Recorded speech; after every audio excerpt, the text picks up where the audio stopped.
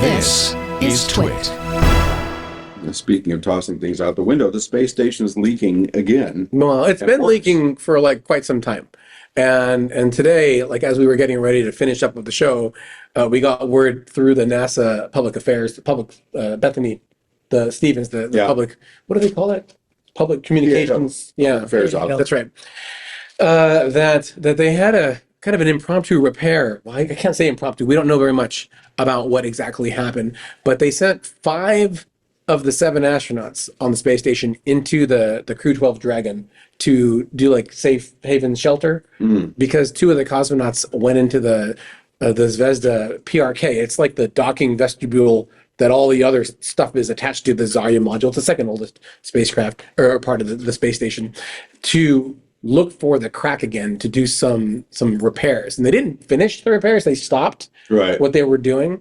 But while they were working on that, they sent all 5 of the astronauts, the other astronauts. So it's 3 NASA astronauts, a European astronaut, and then one of the cosmonauts. Right? They all went in there and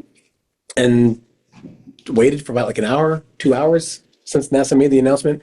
And then they said that they gave them the all clear, that they stopped the work that they were doing. It didn't sound like they finished the repair, but it sounded kind of urgent because we didn't know this was going to happen until it was already underway on the space station. So when you say repair, this is like toothpaste or epoxy, right? Something like that. Yeah, we should probably let people know what had happened. About a year or 2 ago, I want to say, it was a while ago, there was a big report from the OMB that said that one of the biggest threats to the International Space Station was these cracks that were in the PRK the surface. Basically, it's been leaking air, and it's been leaking air consistently over time. And in the last like year or so, they said that those cracks, that leak rate had gone up. It was like 50% a day of the air in that module was leaking out, and they would offset it with more air and keep the hatches shut. And this is a part of the space station that sees a lot of use. It's where the Soyuz dock, it's where the Progress dock. They open the hatches, shut the hatches. There's a lot of flexing. A lot of wear on that module. So they limited a lot of that activity in the area to try to address the issue.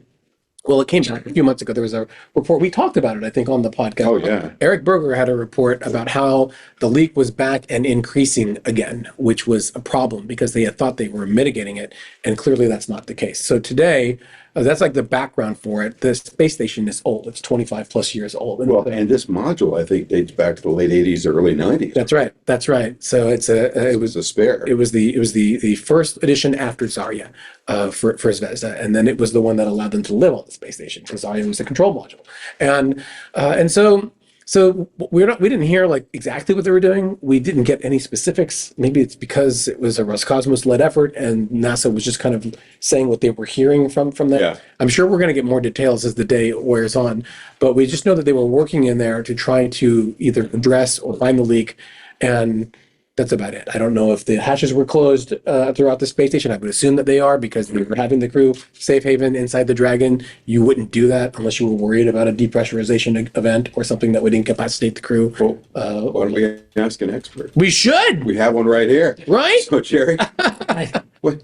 I heard this for the first time from you today. Well, but yeah, just the idea that you're in mission control and the word leak comes up can't be a good it's day. been a long time problem, as you mentioned. I think it was longer than 2 years ago. I think it was more like 3 or 4. It was a while. Yeah, it's been a while. And they tried to do some patching at that point, and it's probably some sort of epoxy or some sort of fast sealing caulk, if you will. Yeah. And I can't understand really why it's quite so difficult, but it must be probably in an odd place that they can't get to. You said it was behind a shelf or a cabinet, right? That's what I've heard. This is what I heard from my team. Again, like we're here in DC. My team is, I guess they're all over the place in the computer ether. But I was told they were cutting behind a cabinet to be able to get access. Yeah. It was really they were cutting a hinge off a cabinet to get into the area that was really hard to reach, to see if that's where it was, and then try to patch it up. And they didn't finish whatever they were doing. So. Yeah. Well, I've had some of that Russian borscht in a tube that they take up in the toothpaste tube. And you could that'd work. That'd work, I think.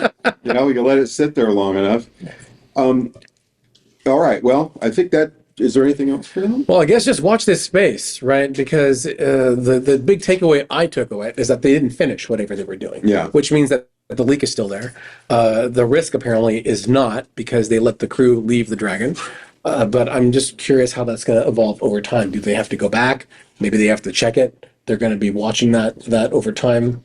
And then we're going to see if they're going to keep using that docking port, or if they're going to use something else. I don't know. So we'll have to see. The Americans went to the Dragon. Where did the Russians go to the Soyuz, or did they just sit in that module and wait to see what happened? Well, so all 4 of the SpaceX crew, 12 astronauts, which includes 1 cosmonaut, I believe 2 NASA astronauts and a European, if not 3 NASA astronauts. I don't recall.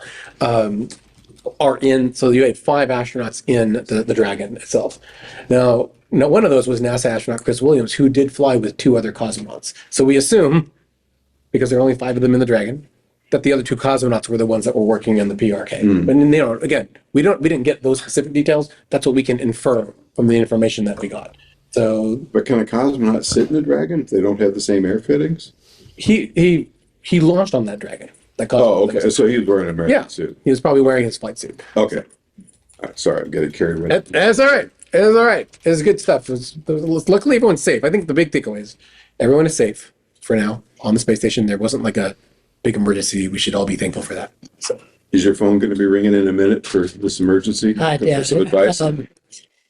Every spacecraft leaks a little bit, and you want it out for sure, and not, big enough that you become a vacuum inside there. So, but this has gone on a long time, and those cracks are not getting stuffed up the way they need to be. So it must be a perplexing issue for them. It's got to be. So as an engineer, is this the kind of thing you look at from the ground and think, this could blow out at any minute, or is it just... Yeah. If it's fatigue, particularly if it's caused by fatigue, every time you have a pressure cycle, everything gets moved again. And so it's just like bending a piece of metal till it breaks. And so you don't want to mess with it. If it's probably minimal, but it's enough to get your attention because the trend is up. yeah, exactly. If you like what you just saw, be sure to check out This Week in Space. You can catch us on your favorite podcast app or subscribe to our YouTube channel using the links below. Thanks.